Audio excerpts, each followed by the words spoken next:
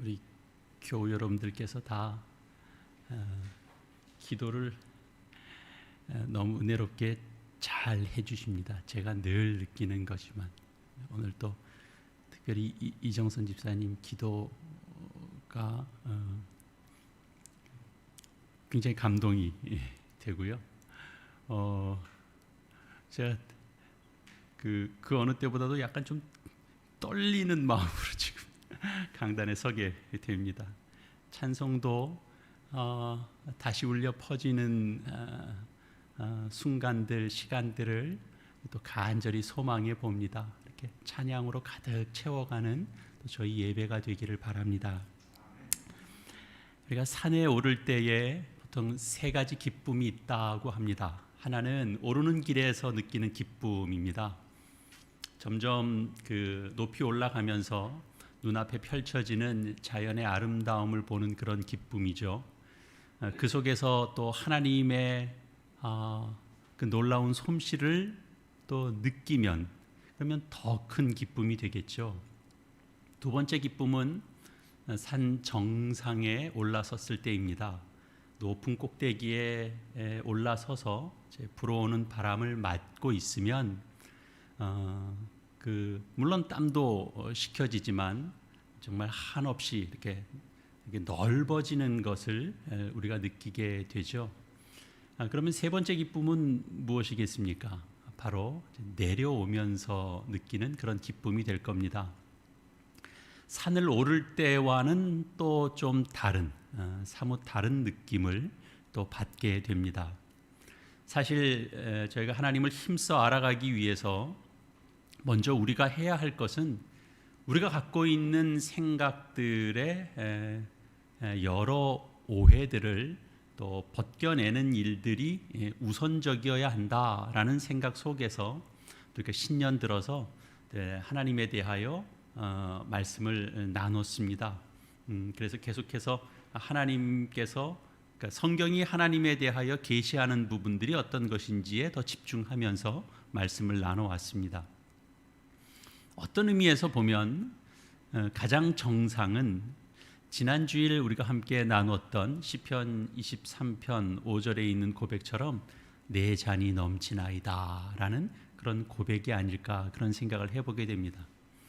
오늘 이제 동일한 시편 23편 말씀인데 6절 말씀은 산 정상을 이제 지나서 산 너머에서 펼쳐지는 이 또 다른 세계를 보고 있는 것 같습니다. 6절 말씀은 분명 은혜의 과정을 통과한 사람만이 내다볼 수 있는 그런 영적 실체이고 영적 세계입니다.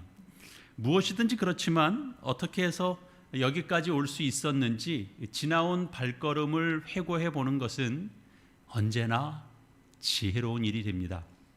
사람들은 은혜를 받거나 그리고 복을 받으면 생각은 그렇지 않을 것 같은데 실제로는 과거를 종종 잊어버리곤 합니다. 어떻게 해서 내가 이 은혜를 누리게 됐는지, 내가 어떻게 해서 이런 복을 누리는지 종종 망각해 버립니다. 그러다가 우리가 어느 늪에 빠지냐? 교만의 늪에 빠지게 되죠. 그래서 지나온 모습들을 정리해 보는 것은 언제나 중요합니다. 그래야 우리가 은혜를 은혜되게 우리가 할 수 있고 받은 은혜를 우리가 오랫도록 간직하며 살아갈 수 있습니다. 본문은 우리말로는 내 평생의 선하심과 인자하심이 반드시 나를 따르리니 내가 여호와의 집에 영원히 살리로다 이렇게 한 문장으로 되어 있습니다. 원문은 두 개의 문장으로 되어 있습니다. 그러면 어떻게 될까요? 나의 평생의 선하심과 인자하심이 반드시 나를 따릅니다. 나는 여호와의 집에 영원히 살 것입니다. 이렇게 되어 있는 거죠.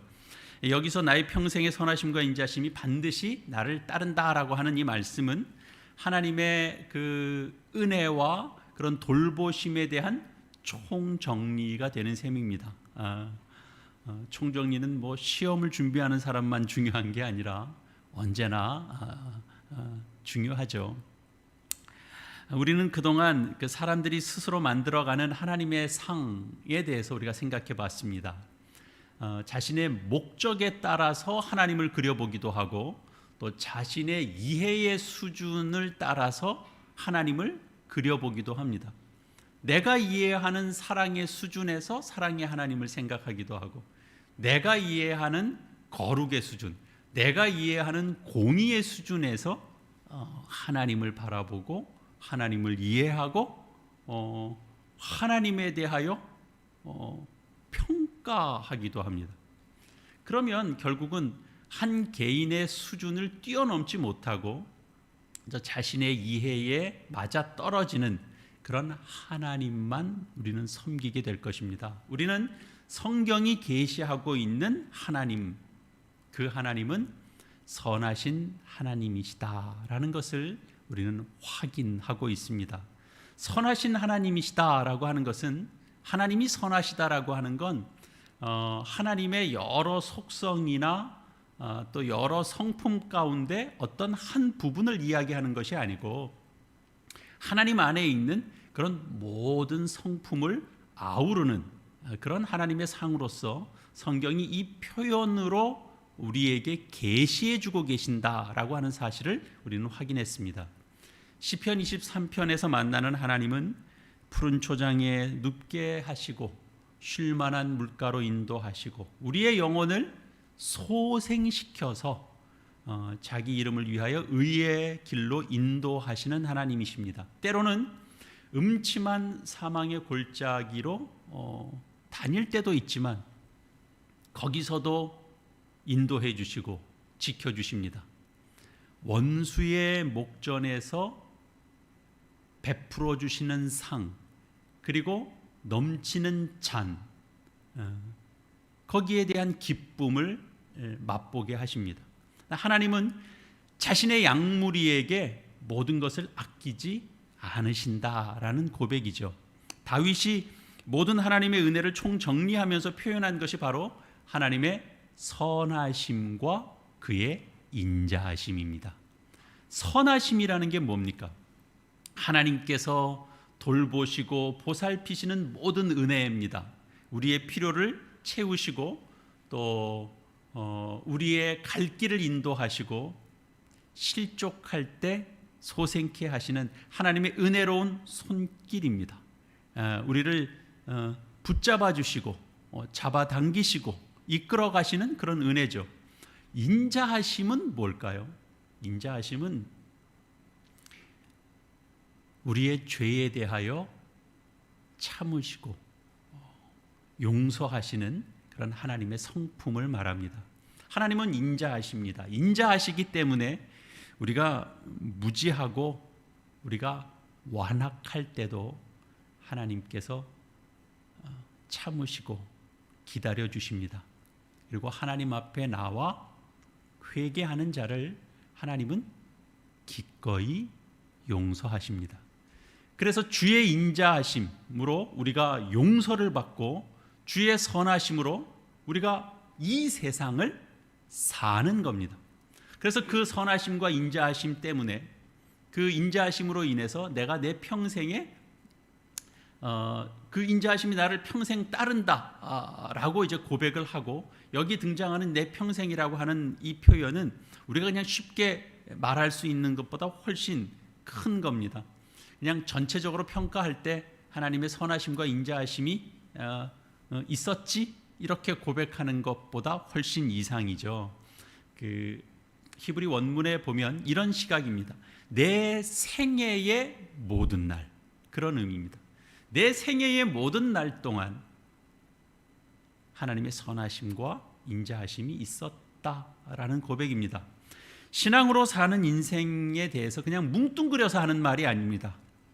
우리가 결과적으로 보니까 그게 그렇더라, 그런 정도의 고백이 아닌 겁니다.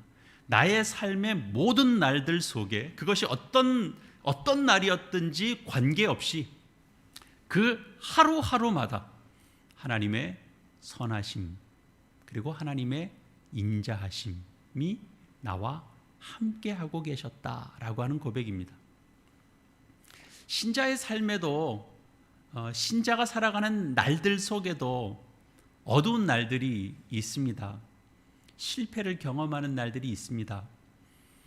밖에서만 당하고 겪는 게 아닙니다. 신자의 가정 안에서도 어려움을 겪기도 합니다.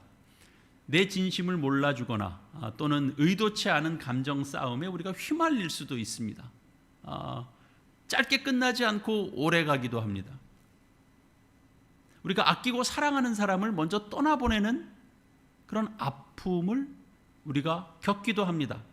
그래서 좌절, 낙심, 절망, 이런 단어가 이런 건가 싶은 그런 현실을 우리도 겪습니다. 그래서 뼈아픈 어떤 아픔의 경험들을 우리도 가지고 있습니다. 중요한 것은 오늘 말씀을 통해서 비춰보면 그 어떤 날도 하나님의 선하심과 인자하심은 변함없이 함께 하신다라는 사실입니다.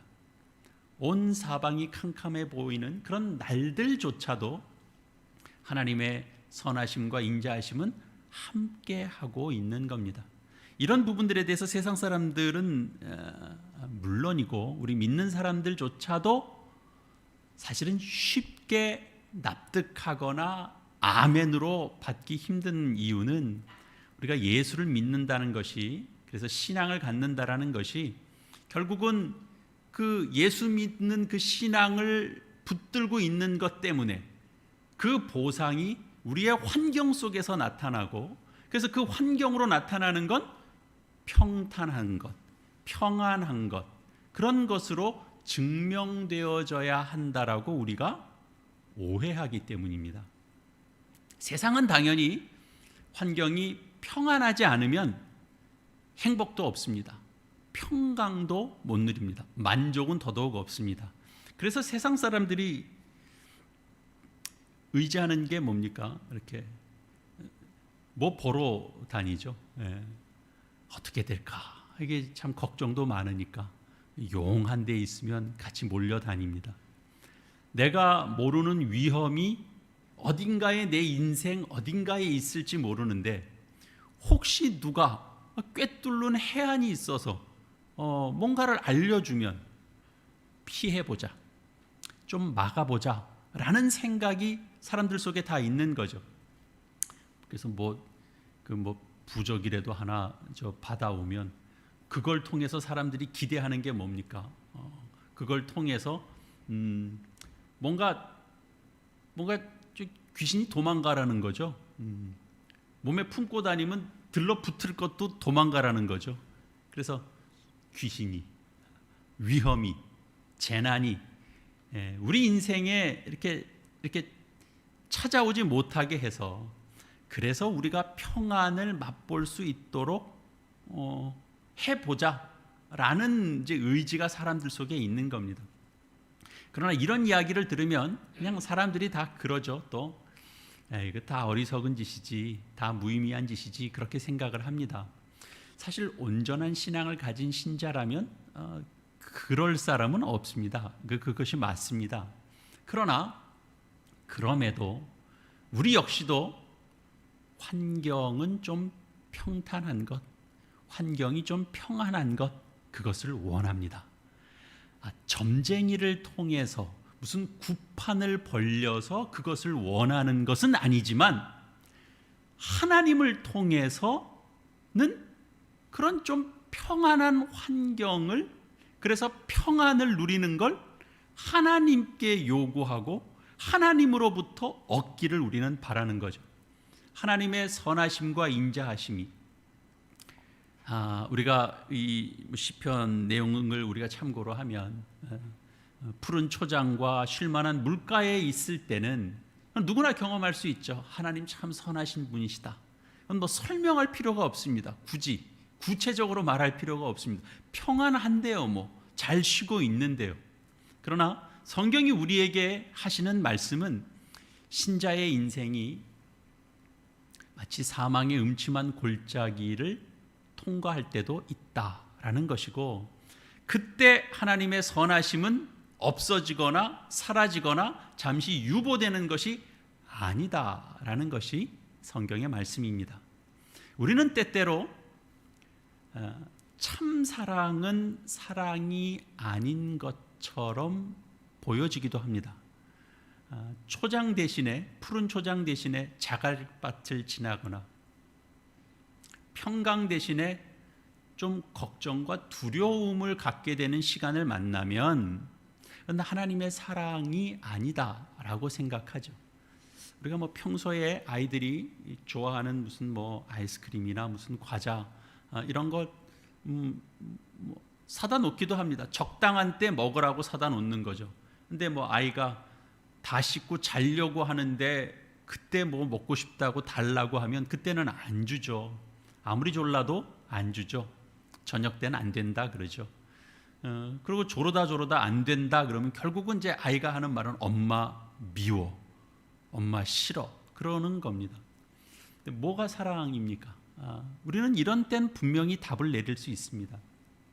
아이가 밤에 잘 때 단 거 먹고 잘 자라. 그래도 먹을 건 먹어야지. 그러고 그래서 점수 잘 따서 미워 소리는 안 듣는 그런 부모가 참 사랑이겠습니까? 하나님은 칭찬 대신에 때로는 매를 드시기도 하시고, 하나님은 때로는 베푸셨던 것을 거두시기도 하십니다. 근데 그것을 허락하지 않는 이유는 하나님께서 사랑이 없어서도 아니고 하나님의 사랑이 부족해서도 아닙니다. 하나님은 우리를 사랑하십니다. 사랑하시기 때문에 그래서 가지신 목표가 있습니다. 하나님께서 가지신 목적이 있습니다.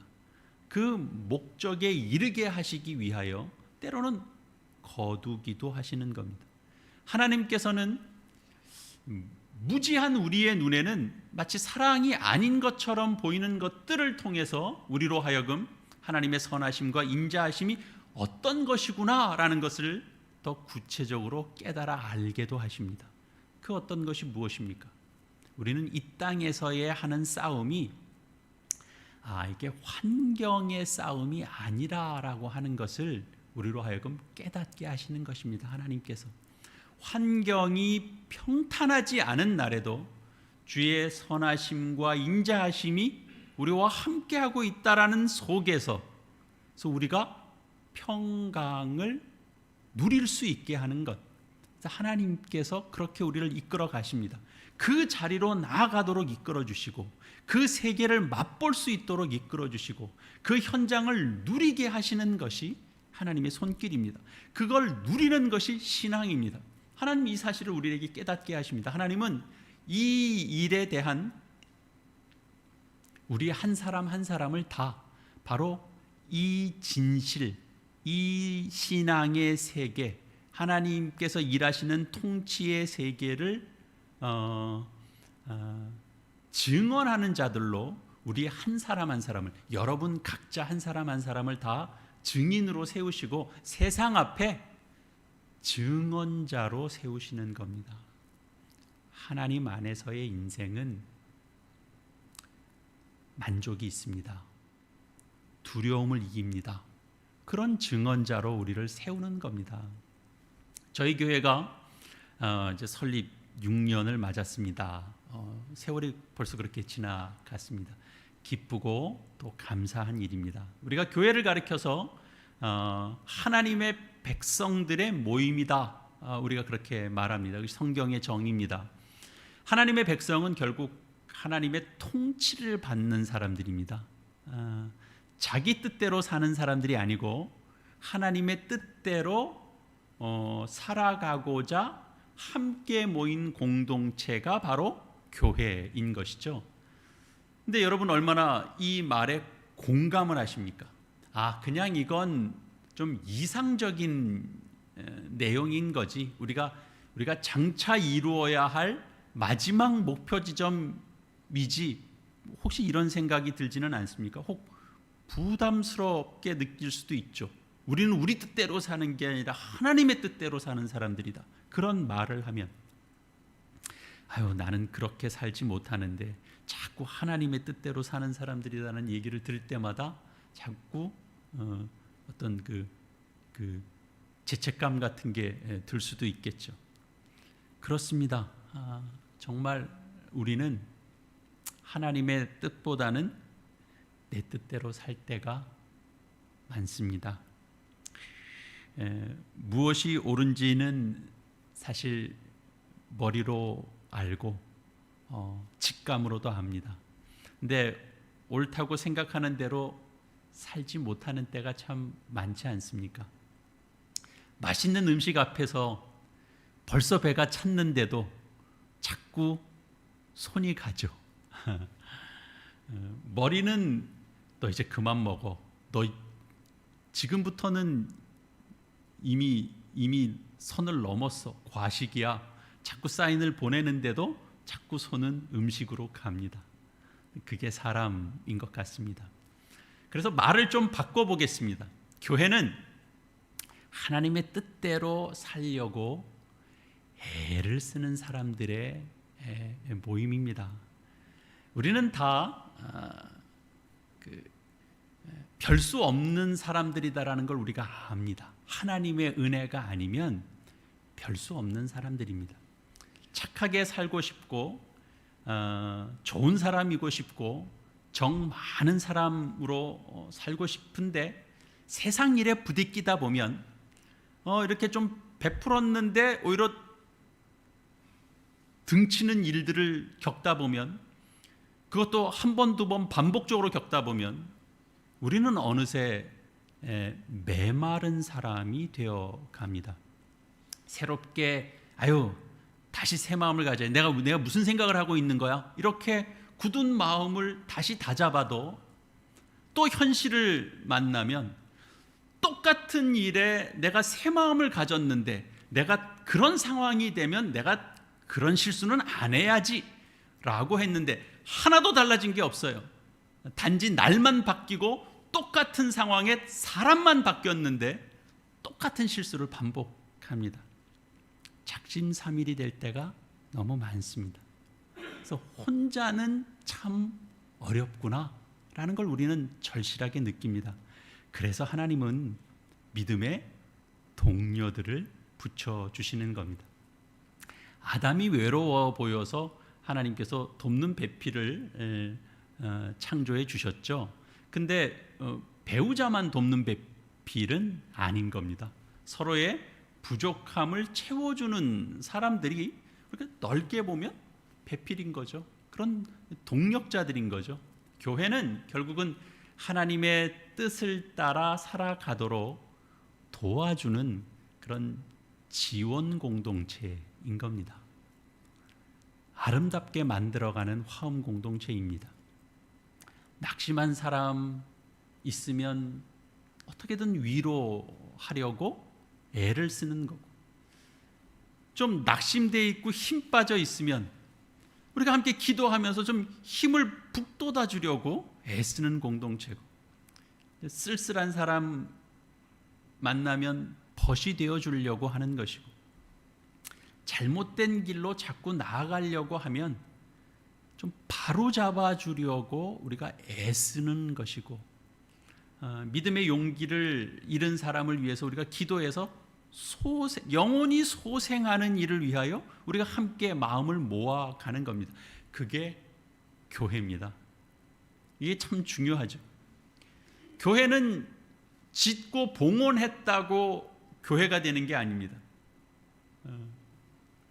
우리가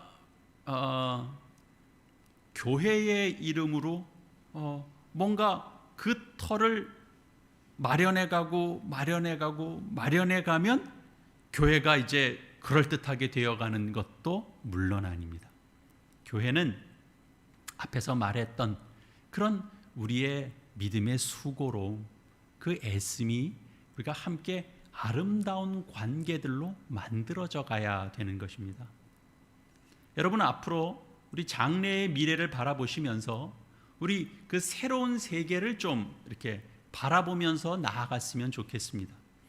여건을 초월해가는 그런 우리 어떤 만족, 풍랑과 환란이 일어나도 전능하신 하나님의 손길 속에 있다라는 걸 우리가 기억하면서, 그러니까 평강을 찾을 수 있는 그런 능력들이 결국은 우리 교회 안에서, 그러니까 예배를 통해서, 말씀 속에서, 우리 관계 속에서 격려함을 받으면서 우리가 그런 힘들을 키워가야 할 것입니다.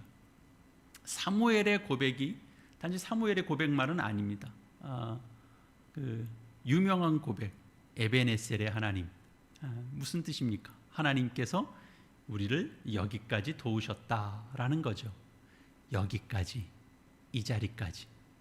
오늘 보면 여기까지입니다. 여기까지 도우셨습니다. 평탄한 환경만은 아닙니다. 싸움이 있고 도전이 있고 세상의 도전 앞에 우리가 잘 견뎌야 되는 싸움도 있고 그런 겁니다. 싸움이 있는 환경 속에서 우리에게 기도할 것을 맡겨주시고, 그리고 그 속에서 하나님께서 준비하신 승리를 우리에게 허락하신다. 그런 약속 속에서 우리가 오늘의 삶을, 싸움이 있지만 그러나 교회 공동체 안에서 허락하신 은혜 속에서 우리가 함께 기도하며, 그리고 하나님께서 허락해 주시는 승리를 경험하는 겁니다. 신자의 삶에도 사도 바울의 고백처럼 사자가 있고 으르렁거리는 것이 있고, 어떻게 해서든지 그 공격해서 실족하게 만들려고 하는 그런 으르렁거림이 있고 사망의 위험이 있습니다. 그러나 생각해 보면 그런 것 없이 승리의 기쁨이 과연 있는가 우리가 생각해 볼 수 있습니다. 평탄한데 무슨 승리의 기쁨이 있겠습니까? 우리 디모데후서 4장 말씀 한번 좀 찾아보겠습니다.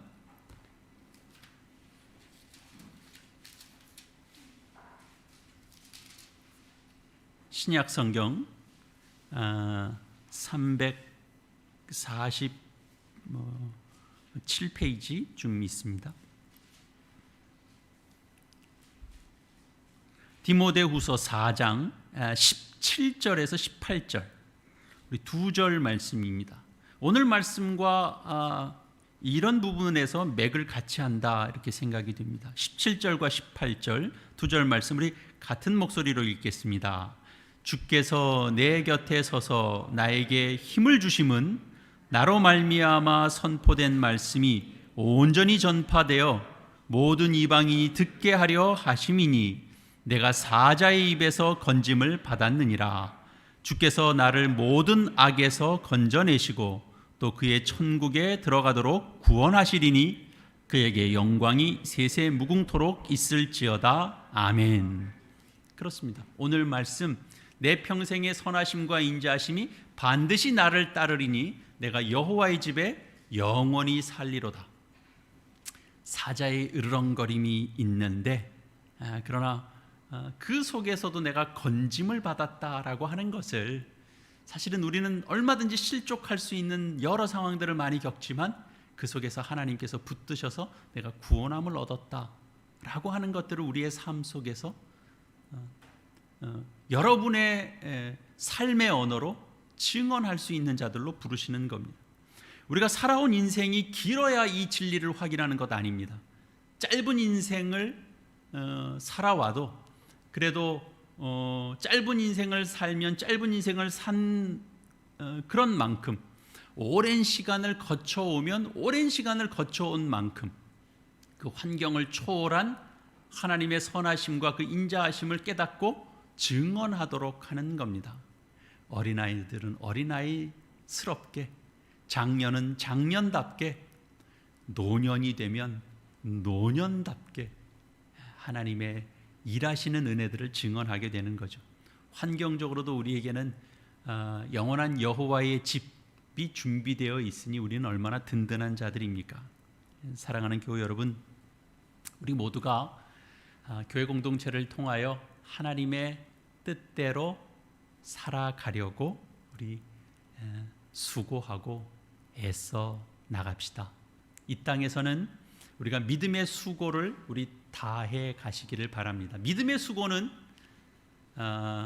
그냥 사라지는 것이 없습니다. 믿음의 수고는 반드시 열매를 맺습니다. 우리 교회 안에선 우리 덕을 세우는 일에 우리 더 열심을 내주시기를 바랍니다. 우리가 덕을 세우는 말을 우리가 함께 나눌 수 있어야 합니다. 그것은 친절하고 따뜻한 말입니다. 세상은 다 두려움을 조장합니다. 근데 신자의 입에서 또 세상 사람들보다 더 근심 가득한 말들이 나오는 건 온당하지 않습니다.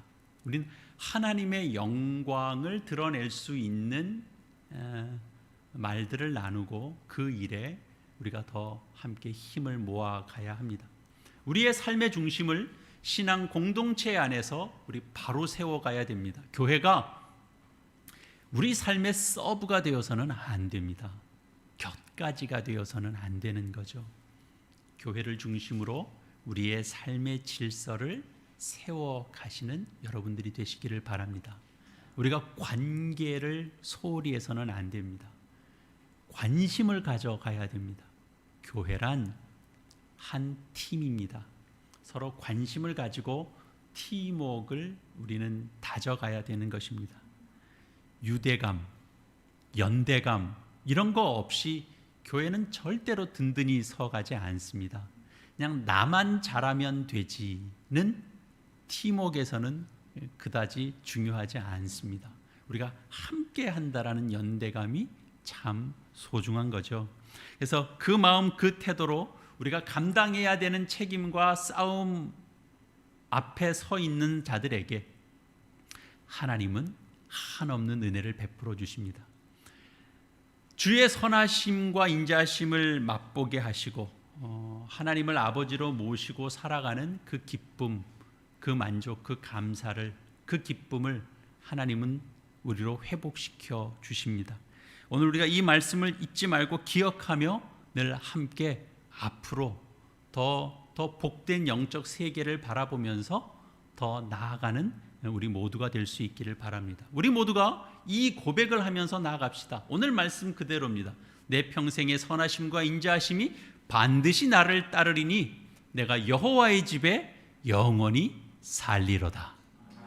우리 앞뒤 좌우에 계신 우리 교우님들에게 우리 이렇게 말씀을 근거로 한 덕을 세우는 말씀들을 우리 함께 나누겠습니다. 우리 가정에서 영상으로 예배 드리시는 분들도 우리 두 사람이 계시면 혼자 있으면 스스로에게 격려하십시오. 서로 마주 대하시면서 집사님 그러셔도 되고 장로님 그러셔도 되고 교우님 그래도 됩니다. 호칭을 불러주시면서 주의 선하심과 인자하심이 반드시 따릅니다. 이렇게 축복해주는 말들을 우리 함께 나누겠습니다. 주의 선하심과 인자하심이 반드시 따릅니다. 저보고 얘기하라는 게 아닙니다. 네.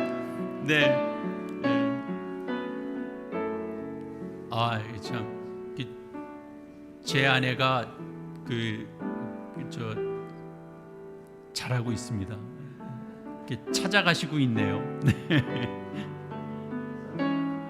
이렇게 우리 서로 축복해주면서 앞으로 또 하나님이 올 1년을 어떻게 그 선하심으로 인도하실까 우리 기대하시면서 하나님께 맡기면서 나아갑시다.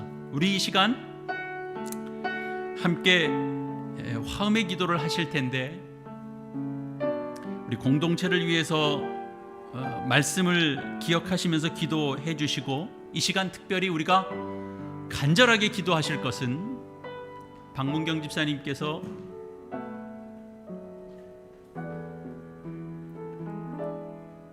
많이 나빠지셔서 응급실로 들어가셨고요. 새벽에 긴급하게 수술을 할 수밖에 없는 상황이었던 것으로 예배 전에 제가 건너 들었고요.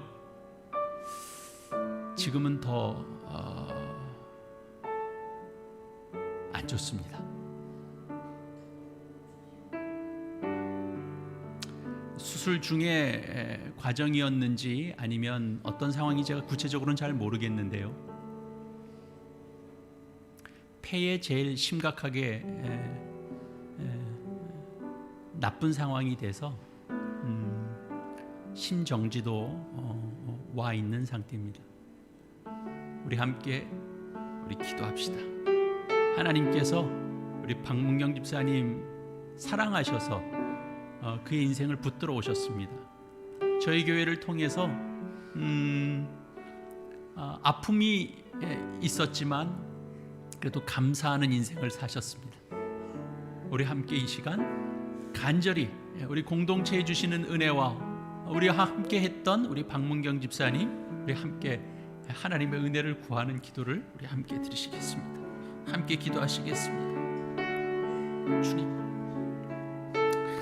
이 시간 하나님 우리 박문경 집사님을 위하여 기도합니다.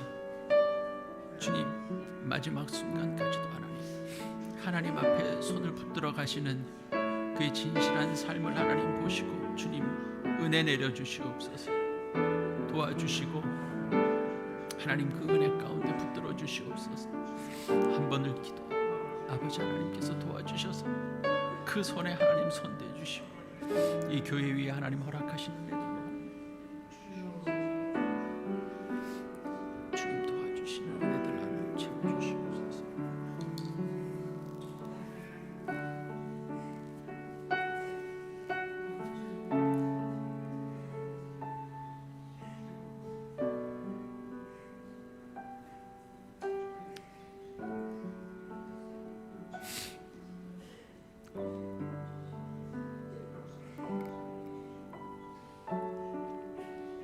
하나님 아버지, 은혜를 감사합니다. 저희의 못난 모습에도 주의 인자하심으로 참으시고 기다리시며 주의 선하심으로 우리의 길을 인도하시며 채우시며 보살피시는 그 은혜에 감사를 드립니다. 6년 전 이 장소에서 감격스럽게 예배드리게 하시고 여러 기쁨들을 맛보게 해주신 주님, 연약하여 주의 선하신 역사를 온전히 드러내지 못하고 또 믿음에 성실하지도 못했음에도 복을 담아주시는 주님의 은혜를 기억합니다. 저희의 인생의 모든 날들 속에 하나님의 사랑과 그 은혜가 변함없는 줄을 말씀을 통하여 기억하고 우리의 현실을 통하여 고백합니다. 우리의 생각이 주의 일하심을 다 쫓아가지 못하고 우리의 생각의 틀 속에서 판단하고 이해하는 어리석음을 범치 않도록 날마다 주의 일하심을 드러내 보여주시고 우리의 생각과 마음을 지켜주시옵소서. 교회를 통하여 산을 오르며 내려올 때의 그 기쁨과 같은 우리의 육신과 영혼이 씻음을 받는 기쁨을 누리게 하여 주시옵소서. 우리의 신앙의 목표가 환경을 만들어가는 그런 평안이 아니라 어떤 환경 속에서도 주님의 선하심과 인자하심을 발견하고 그로 인한 감사와 승리가 있는 우리의 신앙 인생이 되도록 하나님 늘 저희와 함께 하여 주시옵소서. 주님, 이 시간 사망의 음침한 골짜기를 통과하는 박문경 집사님을 붙들어 주시옵소서. 두려움 가운데 있을 박 집사님을 붙들어 주시고 위로하여 주시고 해를 두려워하지 않게 하여 주시옵소서. 주님의 손으로 그 육신과 영혼을 만져주시옵소서. 주님, 간절히 구하기는 그 인생에 시간을 더하여 주시기를 마음 모아 기도합니다. 그의 입술의 고백을 받으시고 박 집사님을 통하여 주의 영광이 드러나게 하여 주시옵소서. 주님, 함께 하여 주시고 은혜 베풀어 주시옵소서. 예수님의 이름으로 기도합니다.